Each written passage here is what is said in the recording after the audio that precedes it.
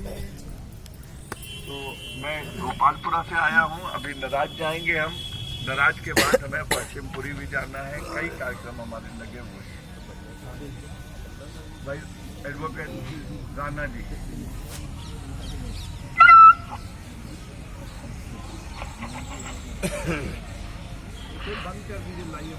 महाकारुणिक भगवान बुद्ध के चरणों में कोट कोट नमन करता हूँ। बहुत सत बाबा साहब डॉक्टर अम्बेडकर के चरणों में, और वंदन करता हूँ पूज्य भंते अमर ज्योति जी, जिनके सानिध्य में वर्षावास में नराज में नित्य धम्म गोष्ठी होती है। और हम हर इतवार को आप लोगों के बीच में टीडी गया माननीय बाबा साहब डॉक्टर अम्बेडकर की पार्क में उपस्थित होकर के धम्म देशना का कार्यक्रम करते हैं। आप लोग ध्यानपूर्वक सुनते हैं। मैं समस्त उपस्थित उपासक एवं उपासिकाओं के बुद्धत्व को सत सत नमन करता हूं, और सोशल मीडिया के माध्यम से बाबा साहब डॉक्टर अम्बेडकर और भगवान बुद्ध की इस पवित्र वाणी को जो लोग सुनते हैं और फॉरवर्ड करते हैं, मैं उनके बुद्धत्व को भी नमन करता हूं। पूज्य भंते जी ने आज का विषय महिलाओं के ऊपर रखा। बहुत विस्तार से बहुत ज्ञानवर्धक बात बताई। मैं भी माता बहनों से संबंधित ही बात को, भगवान बुद्ध के समय की बात, भगवान बुद्ध के कार्यों की बात बताऊंगा। आज से 2500 साल पहले भगवान बुद्ध का जन्म ईसा से 563 वर्ष पूर्व हुआ, और 29 वर्ष की अवस्था में उन्होंने गृह त्याग किया।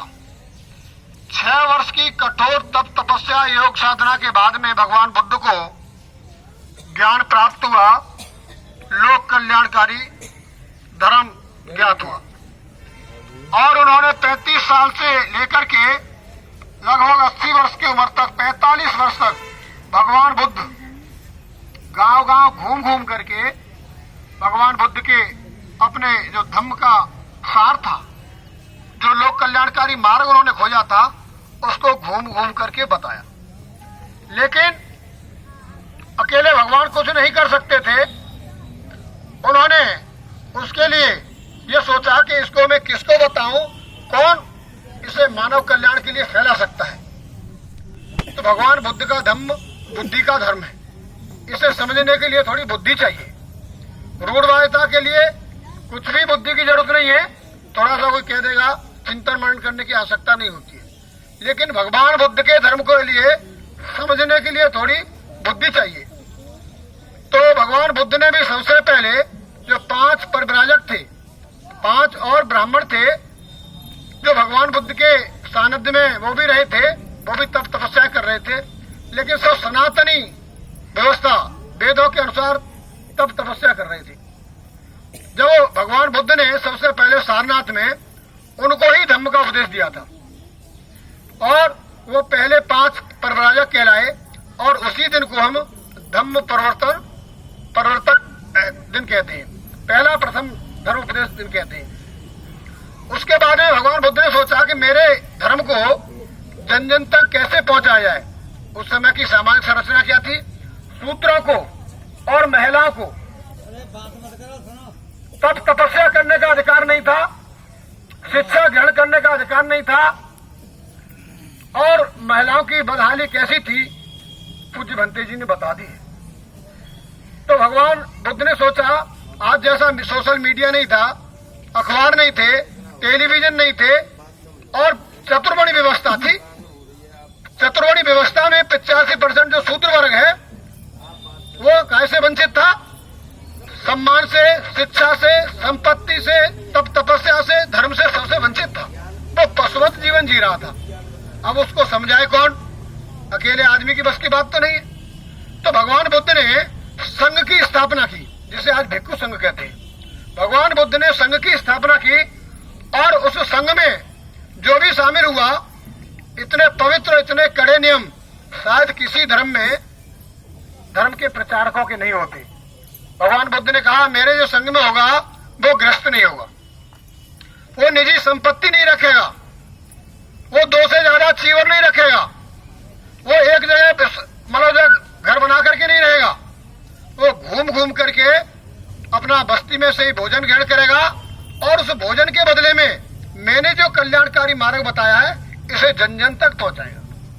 यह काम करना केवल भिक्षु संघ का काम रहा और भिक्षु संघ क्या बना दिया भगवान बुद्ध ने? सेवक, समाज सेवक। इतना बड़ा सबसे पहले भगवान बुद्ध ने बनाया, इतना बड़ा आज तक कोई संघ नहीं बना। संघ की स्थापना अगर हुई तो भगवान बुद्ध ने की। तो देखिए हमारे जो भिक्षु होते हैं कितने त्यागी होते हैं, घर गृहस्थ को त्याग देते हैं, आपके बीच में ही भोजन खाते हैं, आपको ही भोजन के बदले धम्म देशना देते हैं और निजी धन संचय नहीं करते। तो ये बात भगवान बुद्ध ने ब्राह्मणों को शामिल किया। उसके बाद में राजा बिम्बसार, राजा प्रसेनजीत और धीमे धीमे भगवान बुद्ध के धम्म में महिला संघ की स्थापना हुई। तो सबसे पहले उन्होंने अपनी माता महाप्रजापति और अपनी पत्नी यशोधरा और उनके साथ 500 और शाक्य कुल की महिलाएं शामिल हुई। भगवान बुद्ध ने भिक्षुणी संघ का भी स्थापना की। यह पहला मौका था जब इतनी बड़ी संख्या में 500 महिलाएं एक बार धर्म के प्रचार के लिए, समाज सेवा के लिए संघ में शामिल हुई। इसलिए भगवान बुद्ध ने 2 प्रकार का संघ स्थापित किया, महिला संघ और पुरुष संघ। और उन महिलाओं को समान अधिकार दिया। उसमें राजा रानी नहीं थी, प्रकृति नाम की चांडाली भी थी जो भिक्षु आनंद से शादी करने के लिए उतावली थी, लेकिन भगवान बुद्ध ने उसे समझा करके भिक्षुणी बना दिया। और गणिका नाम की और भी कई महिलाओं को संघ में शामिल किया। और भगवान बुद्ध ने कहा कि मेरे जो संघ में शामिल होगा वो जाति व्यवस्था नहीं मानेगा। क्या नहीं मानेगा? जाति व्यवस्था। अगर जाति व्यवस्था के खिलाफ सबसे पहला भारत में कोई विद्रोही हुआ तो भगवान बुद्ध थे। उससे पहले तो ये कहते थे वेदों को मानो, और सनातन धर्म चतुर्णी व्यवस्था को मानता है, और जब चतुर्णी व्यवस्था रहेगी तो शूद्रों का कोई अधिकार नहीं है शास्त्रों के अनुसार। तो इस व्यवस्था के खिलाफ सबसे पहले विद्रोह किसने किया? भगवान बुद्ध ने। और उन्होंने कहा सभी को समान अधिकार है, चाहे तप तपस्या करें महिलाएं, चाहे शिक्षार्जन करें। तो महिलाओं को सबसे पहले अगर सम्मान दिया 2,500 साल पहले तो भगवान बुद्ध ने दिया। और सभी जातियों के लोगों को शामिल किया। उपाली नाई को किया, सुत्ती सोपाल चांडाल को किया, और अनाथ पिंडक बनिया को किया, राजा प्रसेनजीत को, राजा बिम्बसार को, मौदगल्याण जैसे ब्राह्मणों को भगवान बुद्ध ने अपने संघ में शामिल किया। तो संघ पहला ऐसा संगठन था जिसमें भगवान बुद्ध ने जाति व्यवस्था को तोड़ा, जिसमें समानता का अधिकार दिया। और धीमे धीमे उन जो धर्म के प्रचारक थे, समाज सेवक थे, भिक्षुणियां और भिक्षु, उन्होंने इतना प्रचार किया। धीमे धीमे भगवान बुद्ध के धर्म का इतना प्रचार हुआ कि पूरा भारत बौद्ध में हो गया। और जब सम्राट अशोक ने भगवान बुद्ध की दीक्षा ग्रहण की तो पूरा भारत बौद्ध में हो गया। ऐसे भगवान पहले भगवान हैं इस भारत की सरजमी पर जिन्होंने अपना राजपाट त्यागा, अपनी पत्नी को त्यागा, और उसी धर्म में अपने पुत्र 7 माह के पुत्र राहुल को शामिल किया, अपनी पत्नी को शामिल किया, अपनी मां को शामिल किया, अपने भाइयों को शामिल किया। हम लोग सब आपाधापी में रखते हैं कि हमें सब कुछ संग्रह चाहिए। भगवान बुद्ध जैसा महान त्यागी कोई नहीं हुआ संसार में। और साथ ही साथ भगवान बुद्ध ने हम सबको बराबर का अधिकार दिया। और उसी बात को बाबा साहब डॉक्टर अम्बेडकर ने माना कि जब तक भगवान बुद्ध के धर्म की प्रचार प्रसार नहीं होगा देश के अंदर जाति व्यवस्था नहीं खत्म हो सकती। आप जब तक जाति व्यवस्था मानते रहेंगे तब तक आप में आपस में फूट पड़ी रहेगी। इसलिए हमने पूज्य भंते जी के नेतृत्व में संकल्प लिया है कि हम भारत को बौद्धमय बनाएंगे। हम भारत को बौद्धमय बनाएंगे और ये बनाने का प्रयास बिना माता बहनों के सहयोग से नहीं हो सकता।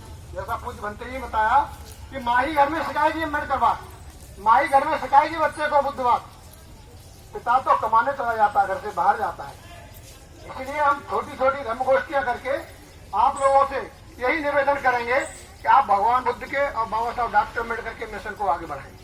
हमारे जो नेता हैं वो भी देखिए चुनाव के वजह से आएंगे, रिजर्व सीटों पर आएंगे, बाबा साहब की बात करेंगे केवल वोट तक, लेकिन 22 प्रतिज्ञा नहीं पड़ेंगी। उन नेताओं से भी आप कहें, अगर आप अम्बेडकरवादी हैं, अम्बेडकर की बात करते हैं, तो 22 प्रतिज्ञाएं कौन सी हैं, उनका आप अनुसरण करेंगे या नहीं करेंगे? आप जीतने के बाद में उसका प्रचार प्रसार करेंगे?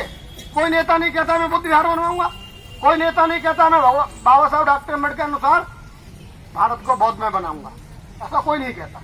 इसलिए आप लोग इतने सजग रहें कि जब भी नेता आए उनसे कहें भाई जो बाबा साहब डॉक्टर अम्बेडकर की अंतिम इच्छा थी, जो बौद्ध धर्म की दीक्षा ले लें और भारत को बौद्ध में बनाने के लिए कार्य करें, तो हम मत देंगे, नहीं तो आप अम्बेडकरवादी नहीं है। आप केवल जो है हम फिर आगे के लिए विचार करेंगे, लेकिन आप कम से कम इतना बात तो कहें उनसे, तो सोचने के लिए मजबूर होंगे। इसलिए नेता जीतने के बाद में करौली जाता है, नेता जीतने के बाद में जागरण मजवाता है और बाबा साहब के नाम पर आरक्षण पर जीतता है। तो दम बंधुओं, समय बहुत हो चुका है, क्योंकि हमारा नराज में प्रोग्राम लगा हुआ है। मैं माता बहनों से इतनी गुजारिश करूंगा कि आप संकल्प लें और बाबा साहब डॉक्टर अम्बेडकर के रास्ते पर, भगवान बुद्ध के रास्ते पर आगे बढ़ें। इसी में हम सबका कल्याण है, देश कल्याण है, समाज में जाति व्यवस्था खत्म होगी, देश समृद्ध होगा। आप लोगों ने ध्यानपूर्वक सुना, मैं आप सबकी मंगल कामनाएं करता हूँ। भवतु सब्ब मंगलम, भवतु सब्ब मंगलम, भवतु सब्ब मंगलम। साथ साथ साथ। यहाँ पर उपस्थित अन्य हमारे साथी बोलना चाहें तो उनका स्वागत है। बोले चरण सिंह जी, बोलना ऐसा न हो कि भाई बाहर से आकर बोल करके लीजिए। तथागत गौतम बुद्ध बाबा साहब डॉक्टर भीमराव अम्बेडकर को दर्शन नमन करते हुए, या पूज्य हमारे बंके जी,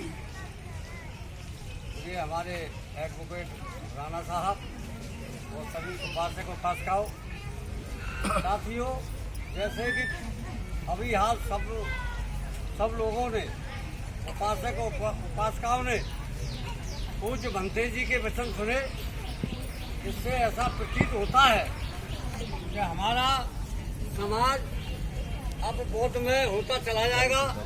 इससे बहुत बड़ी सीख मिल रही है, क्योंकि जगह जगह हमारी गोष्ठियाँ होंगी, भगवान बुद्ध का प्रचार होगा